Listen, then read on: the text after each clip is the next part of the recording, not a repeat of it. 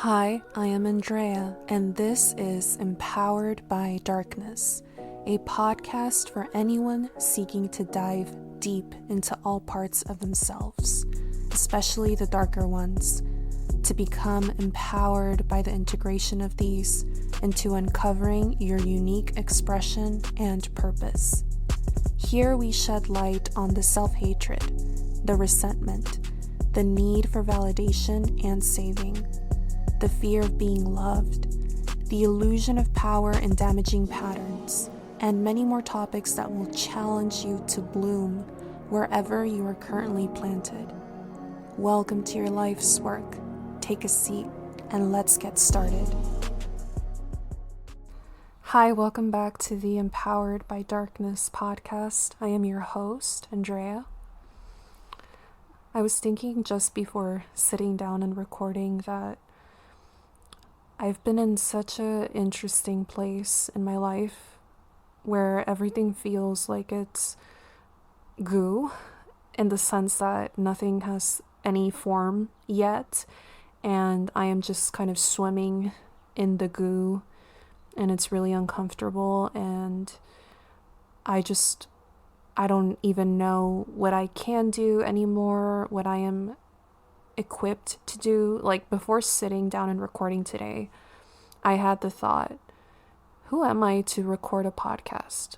Am I qualified to talk about these things? And that was never really a question that I had right before recording.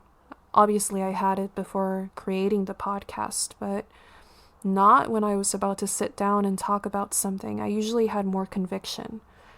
But today, for some reason, I was doubting myself.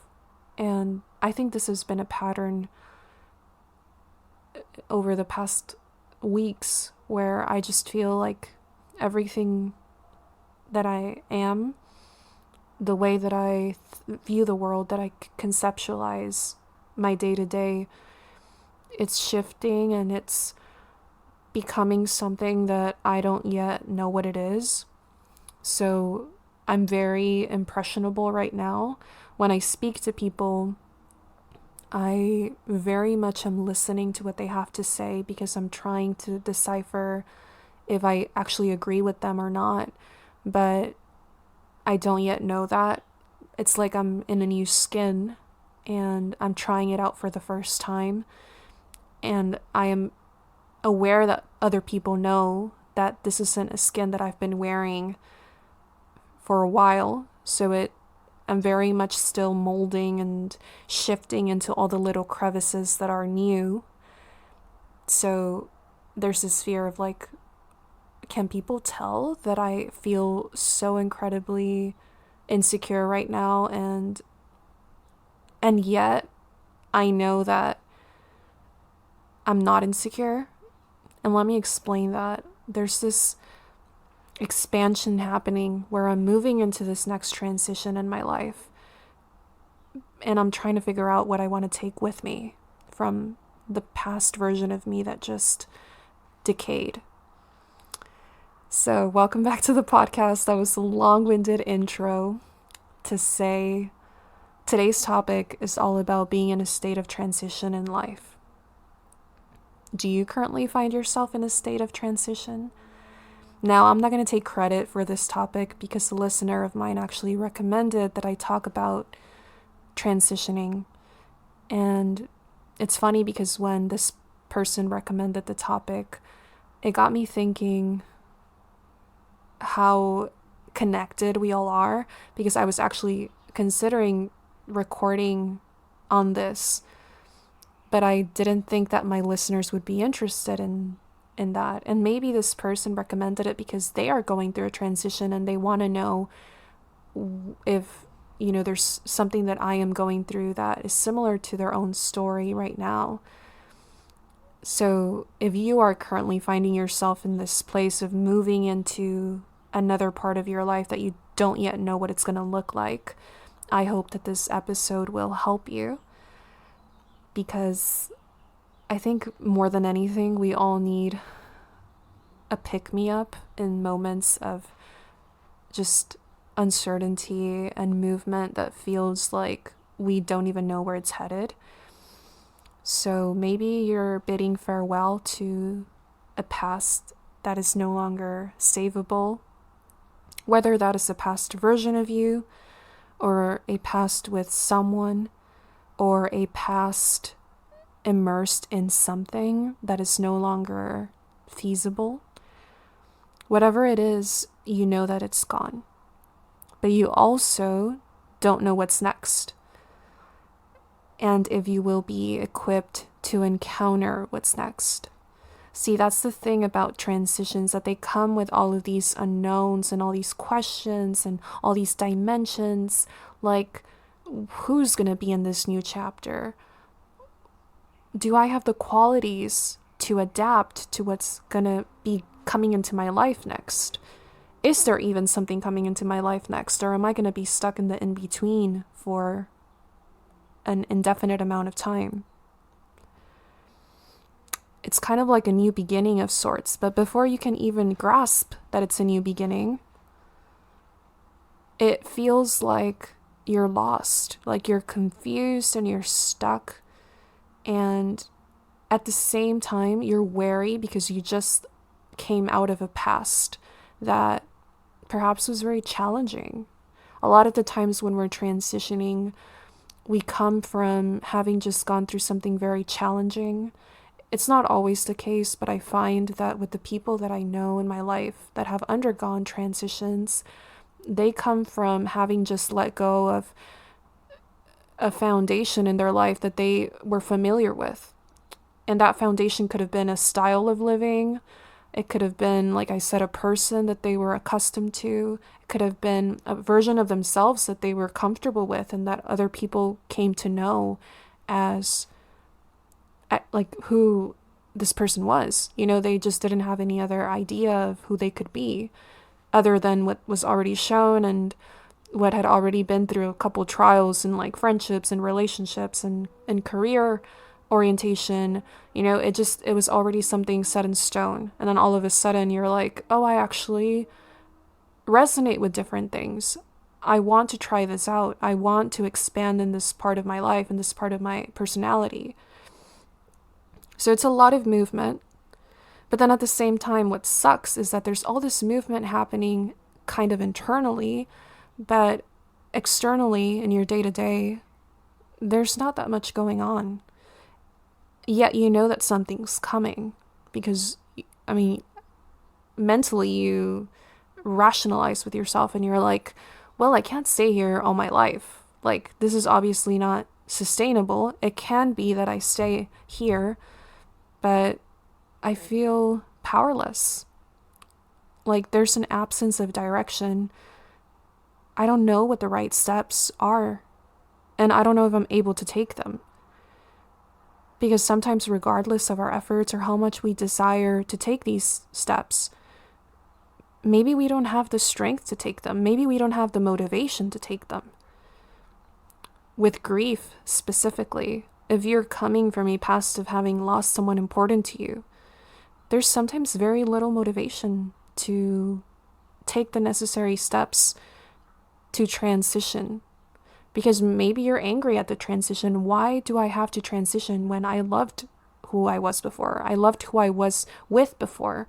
I loved the way that I knew myself before. Like, everything was fine. Why do I have to move on to something that I don't even know if it's going to work out or if I'm going to be comfortable in or if I'm going to feel like myself in?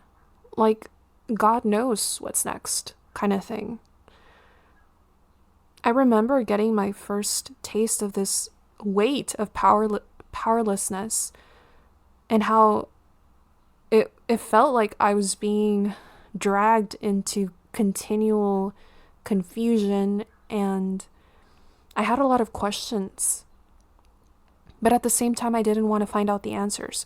I was frustrated that I didn't want to because I thought, you should be past this by now. You should already be doing what the people around you are recommending so that you make sense to them. What I mean by that is a lot of the times people notice that you're kind of in a limbo state And, people always have commentary about others' lives.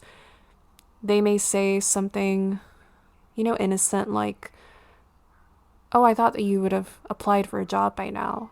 Or, oh, you've been at home for a while now. That's a little bit more like it. Someone would reaffirm the reality that you already know, as if you didn't realize that you've been at home for a while now and you haven't had the energy to look for jobs because you barely had the energy to take a shower this morning and to put yourself together without crying. I also remember the first time that I felt the weight of powerlessness kind of lifted from my shoulders, even though it was momentary and like I said, it didn't last long. But I was really in this place where I was seeking refuge from the pain that I was in. And I remember walking into a church that was near my house. I never even knew it was a church. It didn't seem like a church because of the outside appearance of it. It was very much like black and white, like paint, and it just seemed very like classic looking. It didn't seem at all like the Catholic churches that I grew up going to. But I was driving around the neighborhood seeking community, and I didn't even know that I was consciously doing it. I went to run errands. Like I remember I went to go get some things at the grocery store, then I went to get coffee, and then like I was on autopilot. I was just driving to my house, but aware of my surroundings, like scanning my surroundings for community. And then I saw this place that had always been near my house growing up, but I never knew what happened there. And I saw so many people gathered. And I was like, I'm going to go check it out. I don't lose anything checking it out. It looks like a public space, so they can at least answer the question of, is this a place where I can come, to talk to people, to seek spiritual support? And I went in and I had just missed the service. It's just really funny. I was like, in my mind, I was so pessimistic. I was like, I came all the way here for nothing. I didn't even make the service. I'm not going to come again. Even though it was so close to my house, it wasn't that big of a detour. But those were my thoughts, and then I did end up returning. It's just funny. Now, prior to this, I do have to say that I had already been dabbling a lot in my faith.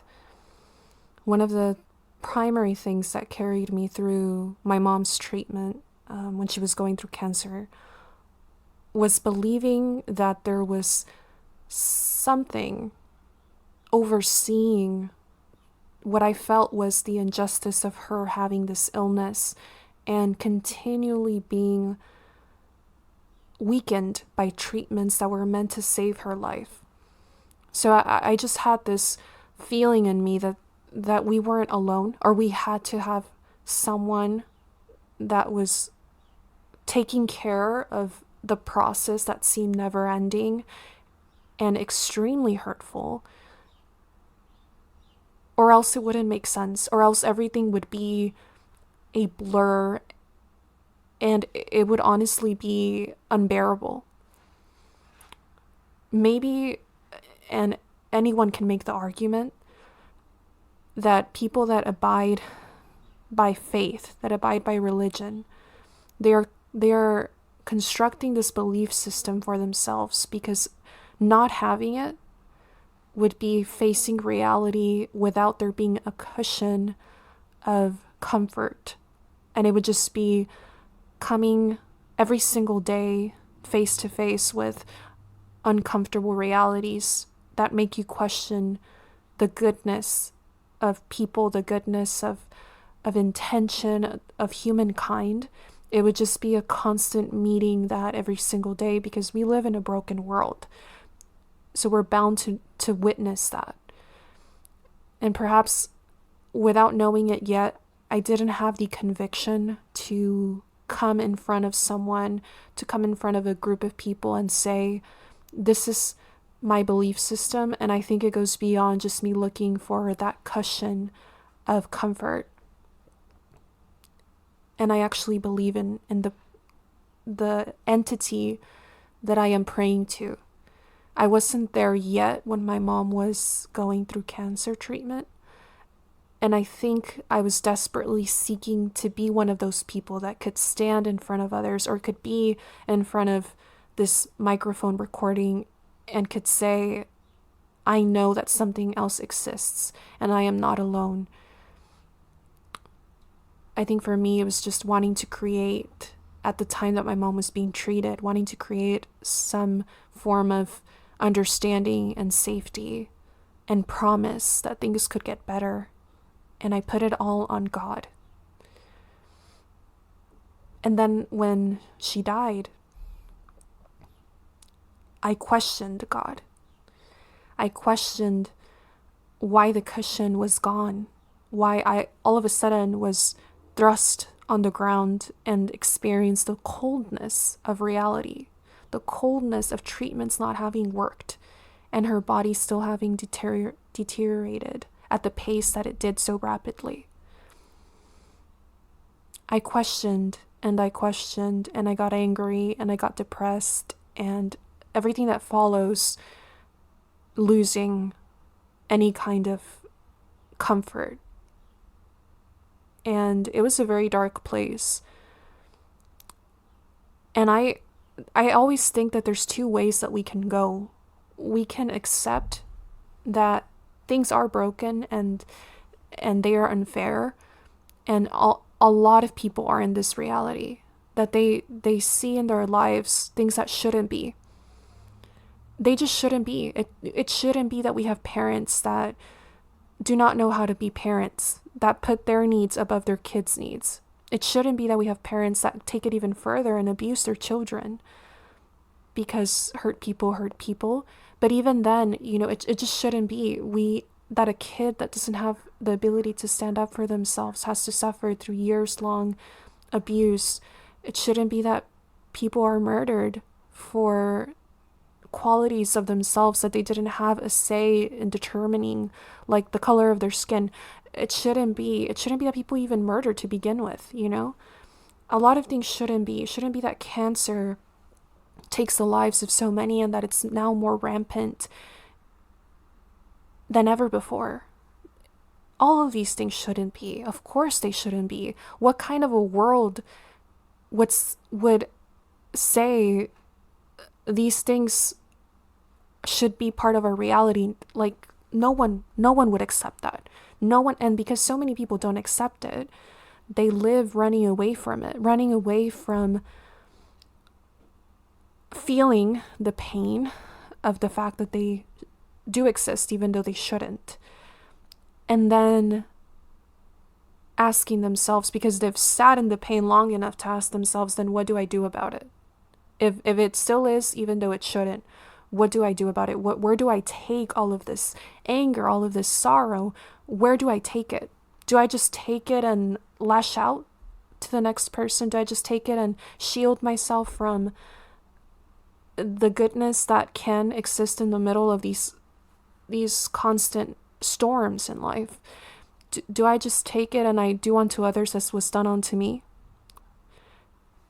Do I just take it and tell other people that they're delusional for believing that a God is overseeing this life of suffering? Or do I take it and I seek understanding greater than my own, and I become a living, breathing testimony that even through what shouldn't be, there is still the ability to turn everything that is dark, that's not going anywhere, into something that brings hope and unexplainable peace. Because I felt the most unexplainable peace when losing the person that I loved the most to an illness that was just devastating. That was just, it literally brought me to my knees, to where I prayed, have mercy of her life. I don't care if the mercy looks like taking her life, because I just want her to be free of suffering. And then you realize that that means that you lose the person that you love, but it stops mattering because at least they're okay. See, I didn't understand that my prayers were heard when my mom died. They weren't heard in that she was able to stay with me for longer, because that was deep down, that's what I wanted. That's what I selfishly wanted, for her to be able to make it longer. My prayers were answered in that there was mercy. There was mercy for her current condition, in that God, didn't allow it to deteriorate more to the point where my biggest fear would have become a reality and she wouldn't have been able to recognize who I was. That connection would have been severed in this lifetime. That didn't happen. So that was just a backstory for where I came from when I went into that church. I went in and I was just seeking refuge. I was seeking safety from the turmoil that was inside of me, that was suffocating me, from the fear of the future, from the uncomfortable in-between state that I was in. And I came in and I was welcomed in a way that took me aback. I was welcomed as if I had always belonged there. I was taken to the front of the church at the end of the service. I was standing at the altar and this woman came up to me and she started praying with me. She was holding my hands and she was saying this prayer in a different language. I didn't know what the language was at the time and I never asked, but the conviction with which she said this prayer, the way she was holding my hands, the way she was crying with me, I felt like this moment, that entire moment in my head, I was like, this moment is surreal. I can't believe that I am standing at the feet, because I felt like God was there. I felt like something outside of what I knew physically, that I could see physically, was accompanying me in my brokenness, in my moment of like, I just give it all to you, because I have no idea what I am going to do with everything, with the anger, with the questions about why did it have to get this bad? Why did there have to be progression of the cancer when she was already in remission? Why did we just say goodbye to her when we thought we had more time? What is going to happen with my life now? Who is going to love me in the way that she loved me? Am I ever going to be able to find a love like that? Who am I now? What's my identity? How can I speak now from a place of conviction when a part of me feels like it's just been torn from me? All these questions, all these confusing, racing thoughts that I just brought to the altar, and I laid it all on the floor. I laid it all at his feet. And I felt this liberation. I felt for a second, because it's crazy, because when you get out of that moment and you go back to the real world, back to life, back to, the place that you've been following on your day-to-day, you lose the conviction that you have in that moment, that there is something walking with you, that there's someone holding you. But when you're in that moment, you feel like you can just surrender. You understand the meaning of surrender. I would hear so many people tell me, just surrender it all. You're at a place where it makes sense to just say, I put it all at your feet and I surrender it. But I never, I got angry when people told me that. Like, deep down, I was like, well, it's easy for you to say surrender it all when you haven't been forced to surrender something or someone. But I was just taken through this journey of just having to let go of her, of my mom. And now you're asking me to also surrender my fears that are making me feel like I'm in control. Because let's be honest, fears, that's the illusion that they give. They make you feel like because you're worrying, because you're fearing, because you are envisioning what's going to happen in the future now, you're actually doing something for there to be a tomorrow that's assured for you.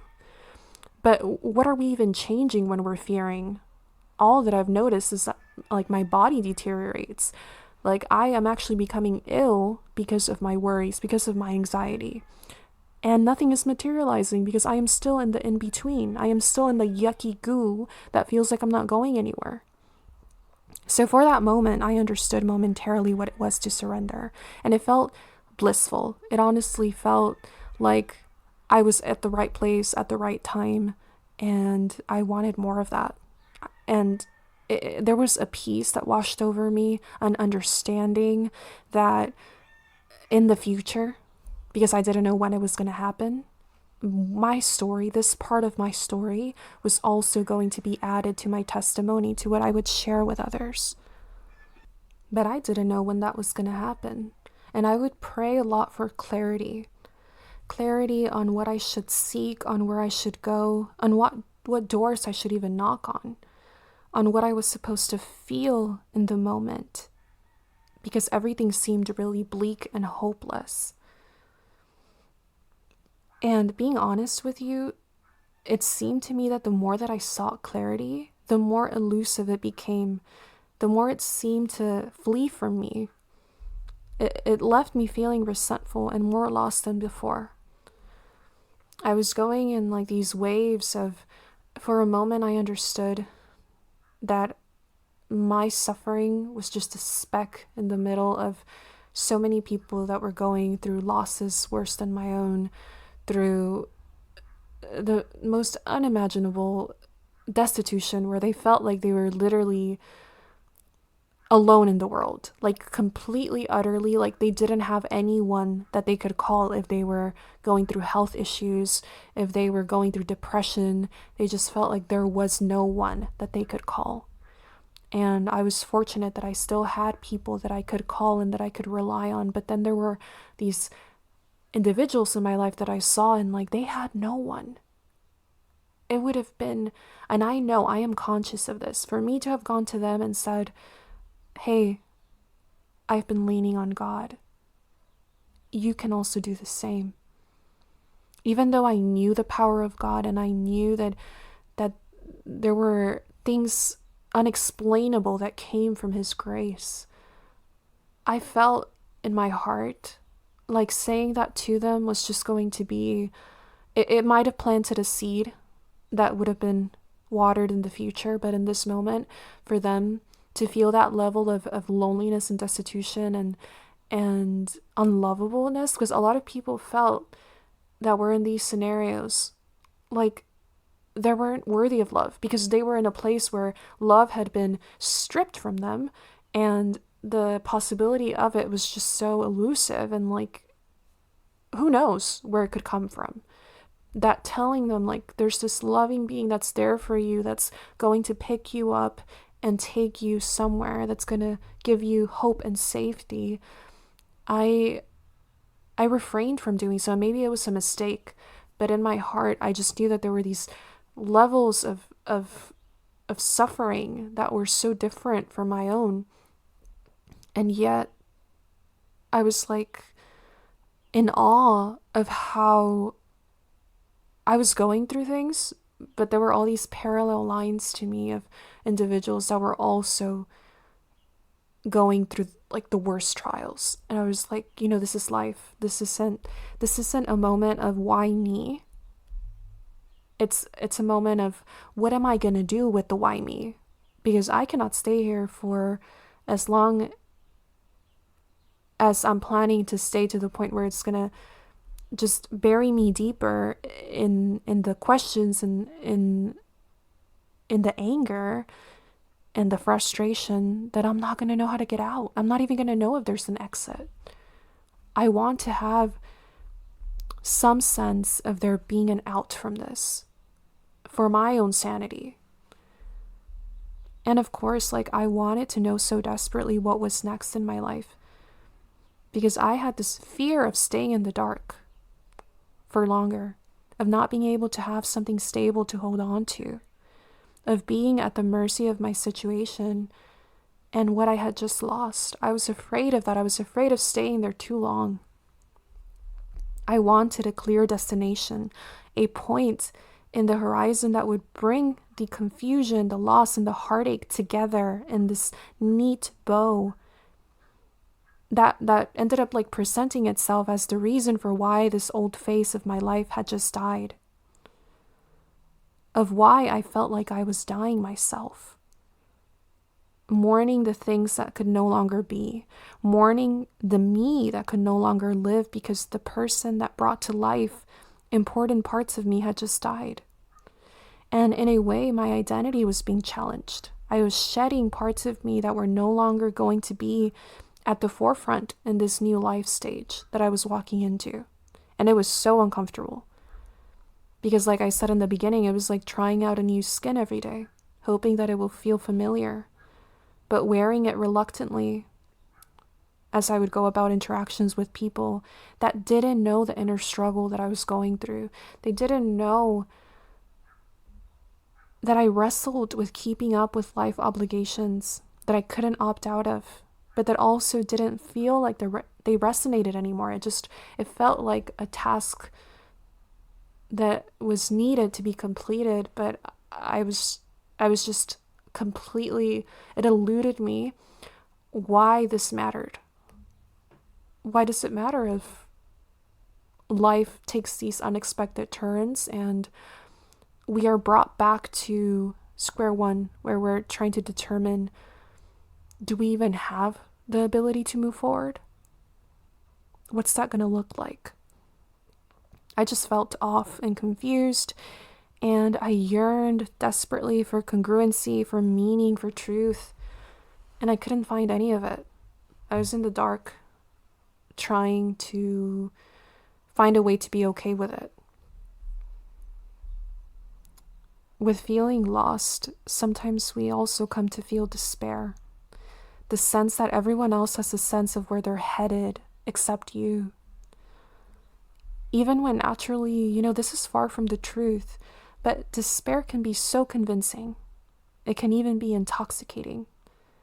When pain has been thrust upon your life suddenly, you become used to being in the dark, of being angry with life, of desiring to detach yourself and be unbothered. But then again, those feelings only last until the loneliness kicks in. The feeling of wanting your specific hurt to be seen for what you carry it to be like, of wanting something, of wanting someone to validate that it's a state of utter brokenness, of utter desperation. And the more that you look at it, the vaster and more expansive it becomes. It swallows you up in this field of negativity. And the field colors everything that you do from the moment that you wake up to when you go to sleep at night. It feels impossible to escape. Like it's a cage that you're this mental prisoner to. I never understood hurt like I do today. It is this pressure in your chest that only lessens when you cry and you scream for the reality that has just been pulled from your existence. An absence of release translates to having days where you feel like you cannot breathe, like you are pushing people away because it seems like a waste of time to have a connection with them. In essence, it's a total enclosing of yourself. You feel deep down like that's the way it's meant to be. Like, what's the point of opening yourself up again, of keeping your heart open through so much despair? The messed up thing is that when the excruciating pain and the sorrow and the discomfort becomes quiet, the uncomfortability of being in this state of limbo, a state of in-between, it takes over. And it sends you into a different kind of frenzy. We work ourselves to the brink of exhaustion, mental and emotional. And I don't want it to sound like a judgment that I'm saying this. It's not a judgment. I want you to know that I get it.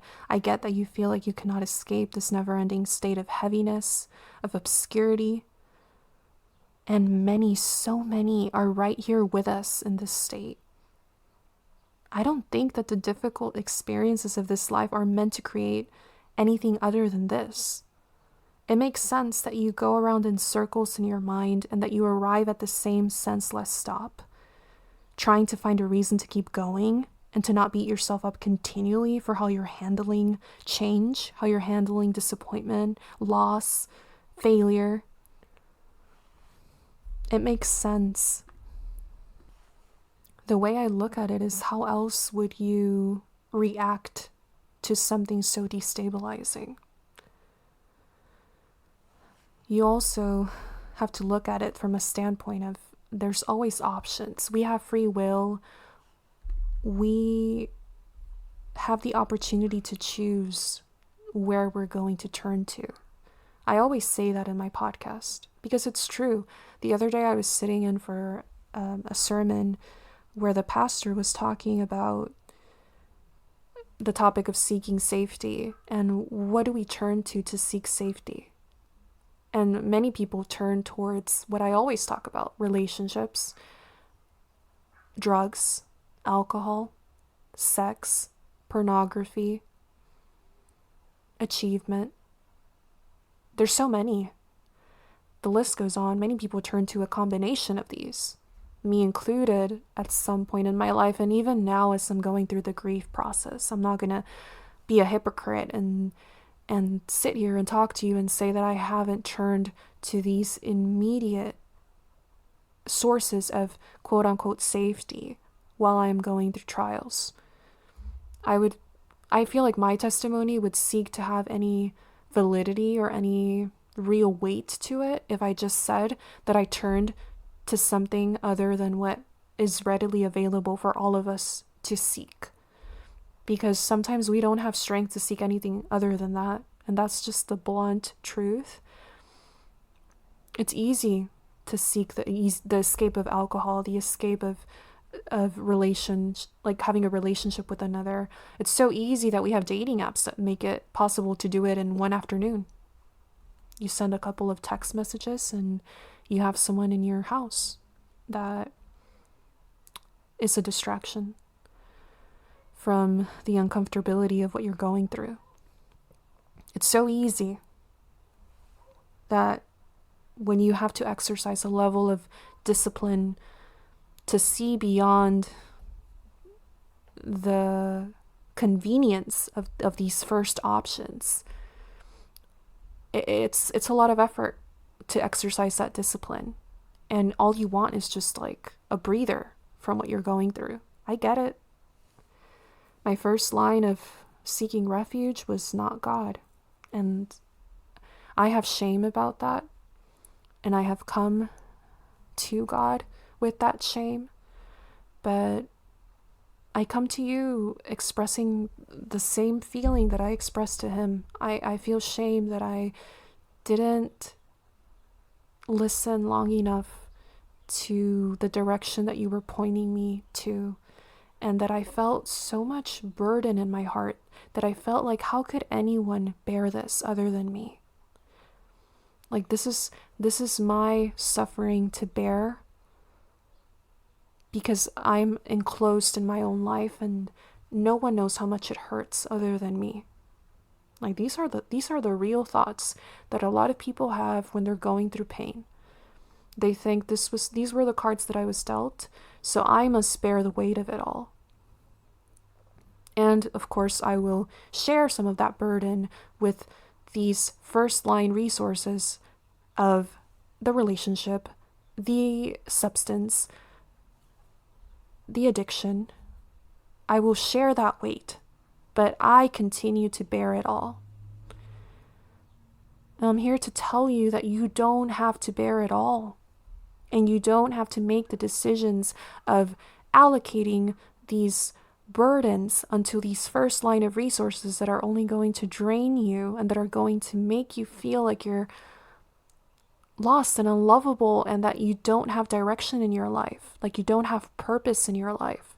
And maybe you're sitting there and you're thinking, well, I don't want to have any of those things. I just want alleviation from how freaking difficult it is to feel loss and grief. and disappointment and heartache. I just want something that makes me feel something other than that.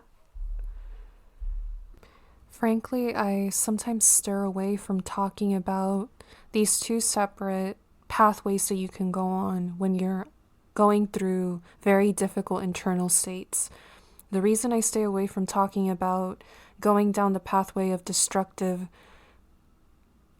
coping strategies, coping mechanisms, because that's really what they are, as opposed to going down the pathway of something that is a more lasting form of healing.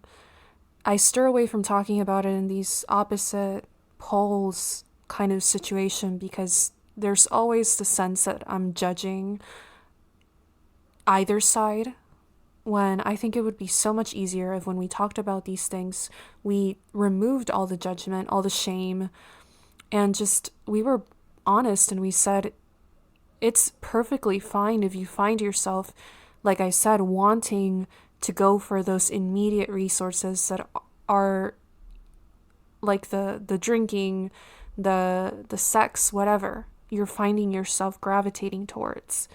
I don't think we would actually learn in life about ourselves if we didn't first go down that route.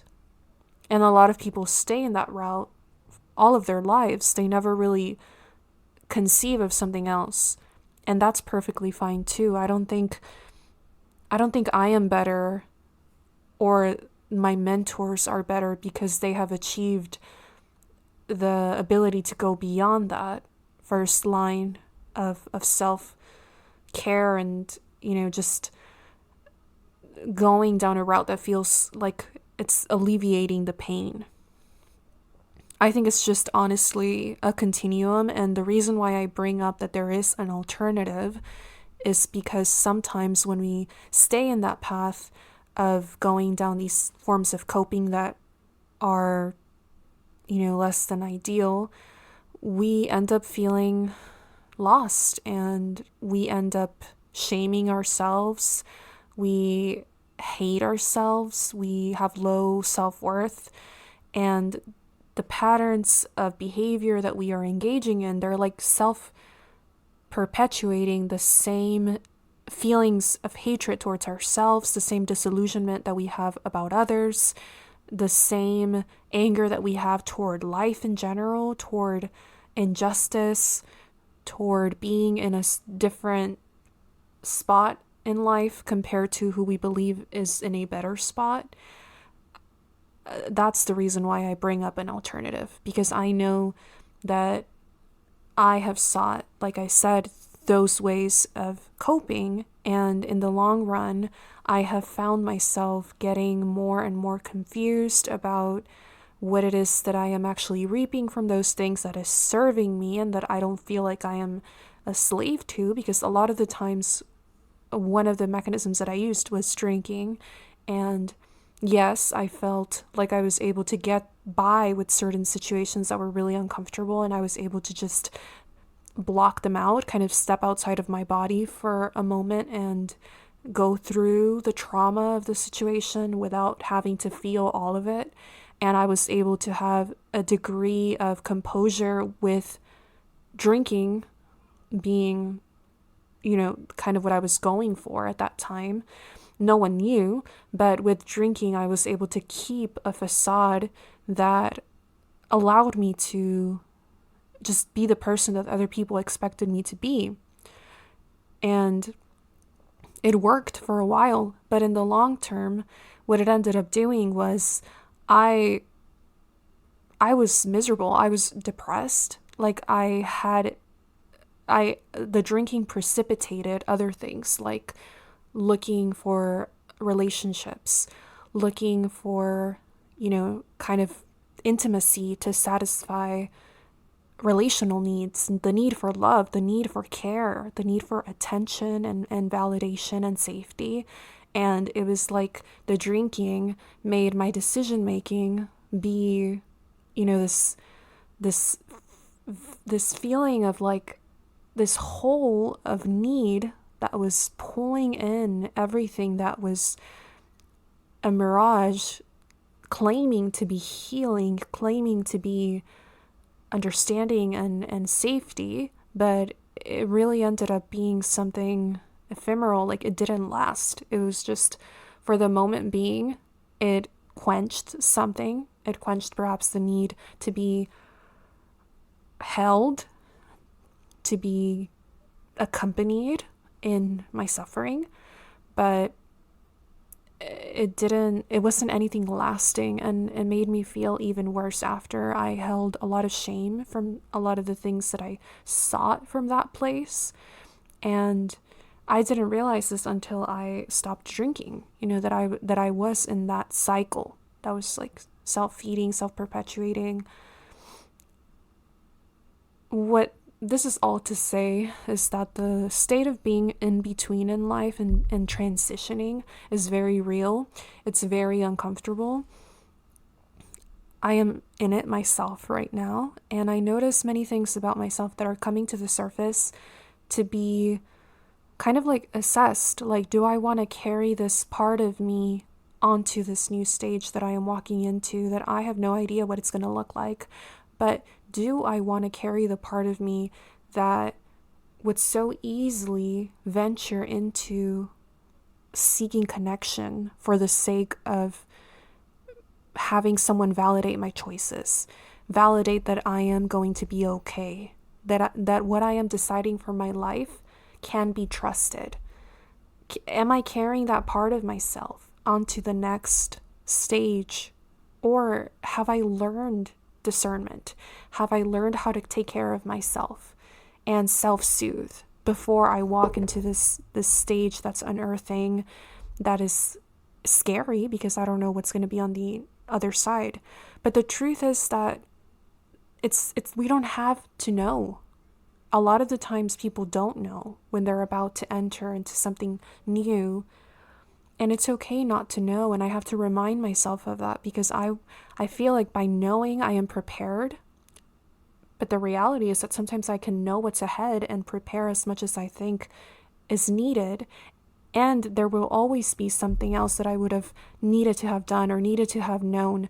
But perhaps I didn't, quote unquote, need to, and I just had to evolve alongside the experience, because in that evolving and that like leveling up to meet what's coming, that's growth, that is adapting, that is resilience.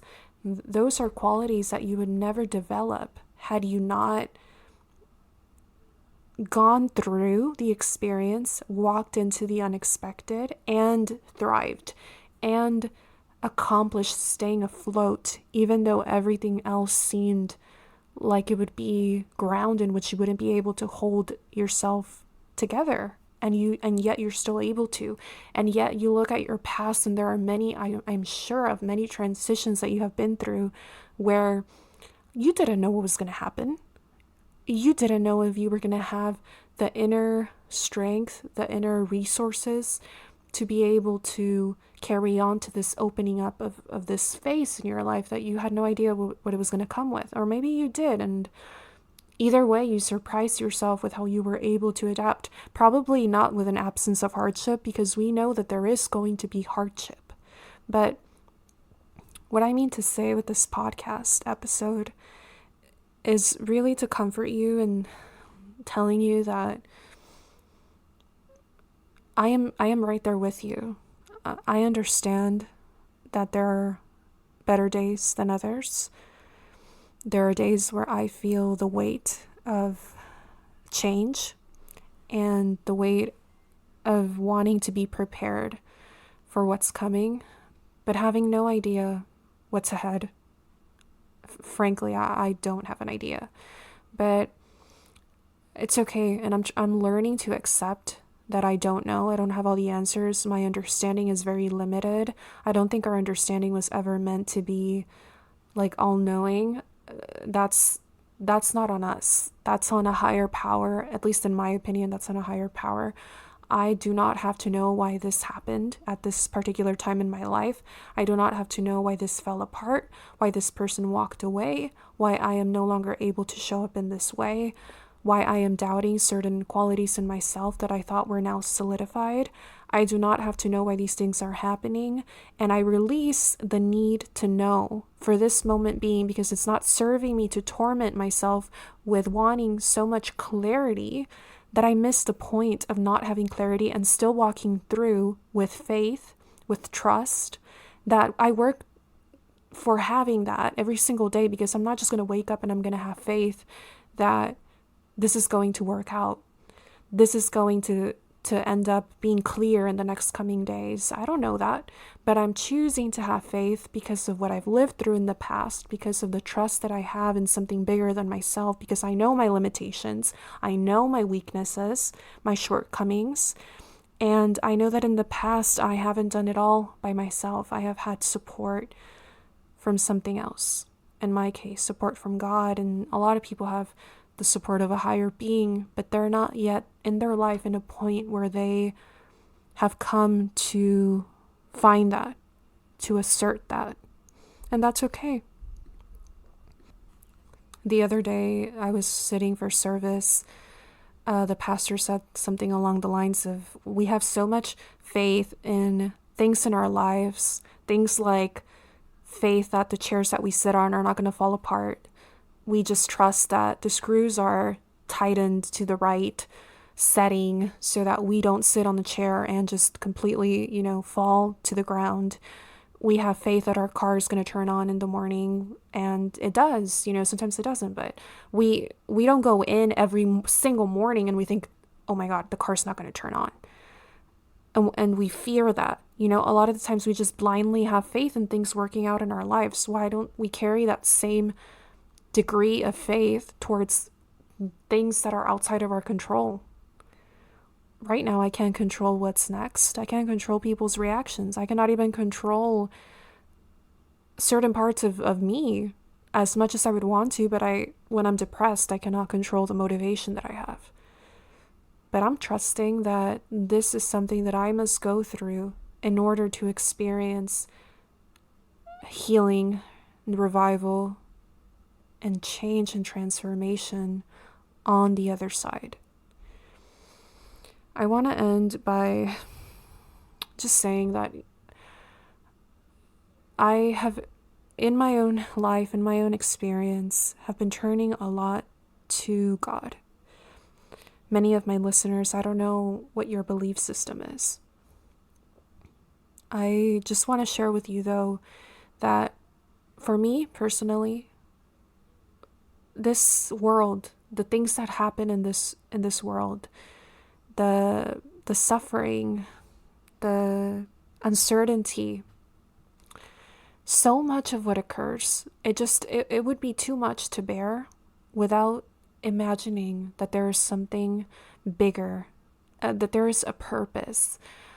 At least for me, I have always in my life trusted that there is benevolence in the middle of so much pain.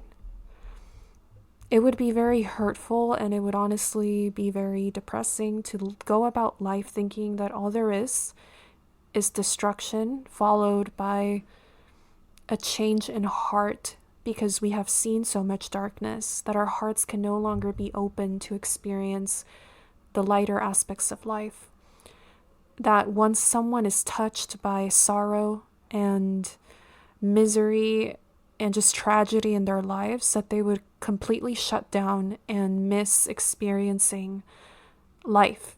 Just the breadth of colors that are in an experience of our humanity. It would be so disheartening to think that someone would just stay down when they have the blessing of experiencing a new day. That is the overarching kind of thought process for why I turn towards God. And when I have turned towards God, when I have laid all of my burdens down at His feet, I have experienced another degree of trust, another degree of faith in that I have actually seen in myself, even though I haven't seen it physically, that someone has, told me something. God hasn't spoken to me audibly, that I would be lying if I said that's true. I haven't experienced that someone has, like a physical sensation. I haven't had it, but spiritually, at an emotional level, the the resilience that comes even in the middle of the fire, in the middle of going through the worst of trials that someone could go through, to be able to keep going and to see the little things that are going right, the little things that just fill me with so much hope and so much love. And I think, wow, I'm so lucky to be able to experience this. That for me is a product of something bigger than myself, because like I said, I know my limitations, I know my flaws, and I know that I can close myself off. I can be prone to closing myself off in immense negativity and depression. So when I feel the lightness, when I feel that power pulling me to the surface to take a breath of fresh air, I know that it's God. I know that it's Jesus, and someone's bearing my pain. So that's that. I wish that I had something more congruent to share with all of you that I am relying on as I'm transitioning in my life. The reality is that the biggest thing that I have at this time is my faith. The belief that I am not alone, even though, physically a lot of the time I am walking through my life relatively alone. I wanted to still film this episode because I think I can go ahead and share with you a lot of practical tips for being in a transitional phase in your life. I can go ahead and share ways to take care of yourself. Like, I've done these things in my life. I have gotten a sense of what it's like to soothe the hurt through doing things like, going on for walks more often, reading like I used to before, just for fun, really. I don't know, I've been doing a lot of things for my inner child, like watching movies that I used to love when I was a little kid. I can share with you these things that are, softer and that are good to do at this time. I can share that it's helpful to turn towards hobbies as well. But when all else is still in life and you just have no idea what's next, I would be doing like a giant disservice to all of you if I didn't go ahead and share that my faith in God and His promises and His goodness and faithfulness, that is really the cornerstone of everything. When I start falling into depression again, He picks me up from that.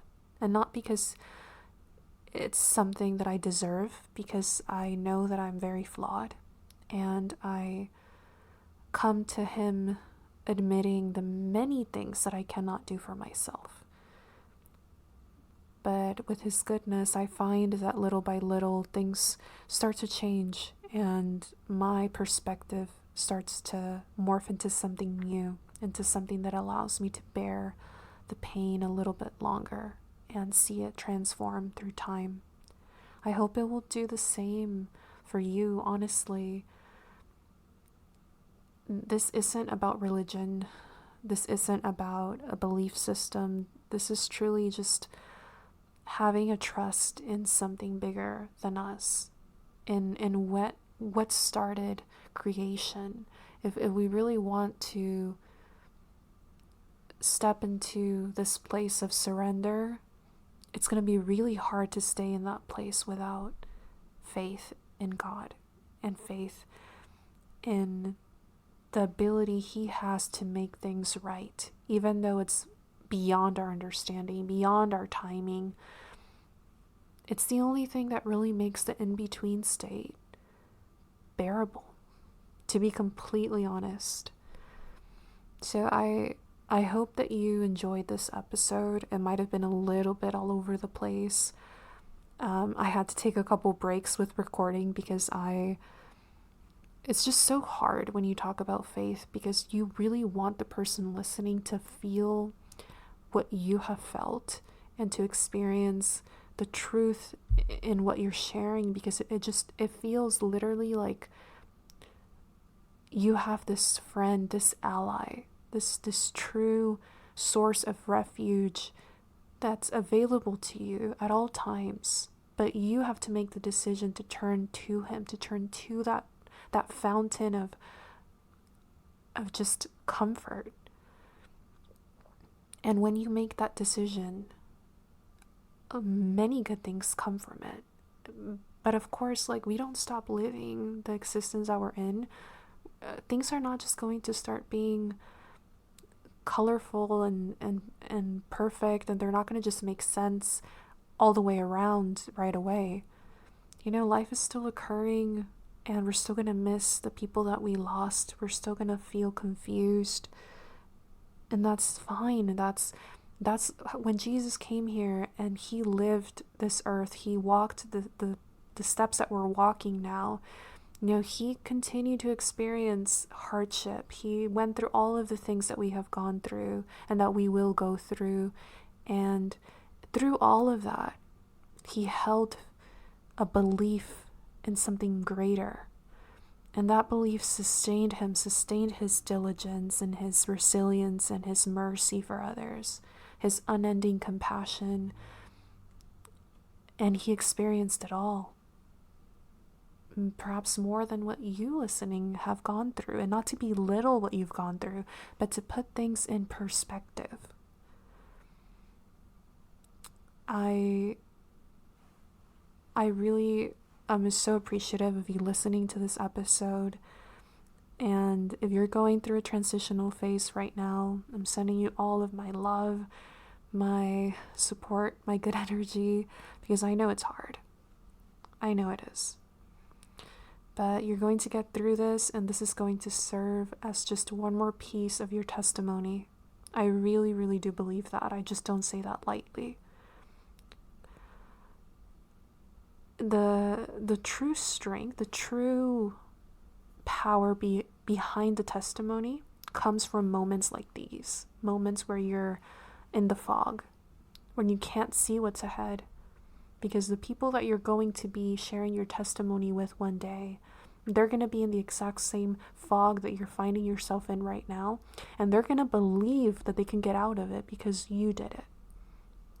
Even though you can't see the way right now, the way will reveal itself when it needs to. Not when we want it to. Perhaps it's better that way, truly. I look back at my life in moments where I wanted things to happen, and I'm so grateful they didn't. I'm so grateful that my understanding wasn't what played out in the next couple of days and years. To share just one quick thing that I am grateful for. There were many times in my past when I wanted that relationship so badly. For a number of reasons, right? But I wanted it. But for whatever reason, I couldn't. No one entered my life that could have led to that relationship that I desired. And now looking back at it, I'm so thankful that no one entered my life at that time. When I was my mother's caregiver, I was with her a lot of the time. If someone would have entered my life, it would have been a distraction from the devotion that I had for her at that time, which it was the last years of her life. I'm so thankful that I had that time with just her and I to be able to enjoy those years, because I built the best memories with her at that time. Despite all of the treatments that she was in, despite the suffering, I am grateful that I was kept from the relationship. Truly, I am grateful for that, even though at the time it made no sense. So these are like little tidbits. Perhaps we realize other parts of our life that were so unclear at the time, were so beyond what we desired, but they make sense now. And that's how it happens. It doesn't make sense in the moment, it makes sense later on. It truly will.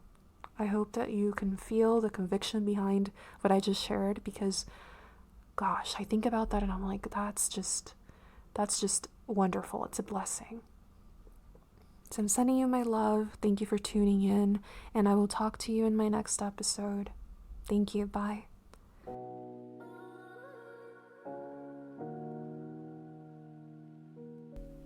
There is no right time to begin working on the parts of ourselves we may have neglected for the majority of our lives. If you're here, it is for a reason. I am so proud of you for asking the tough questions and delving into what comes of these. May you find the deepest healing and transformation on this path. Thank you.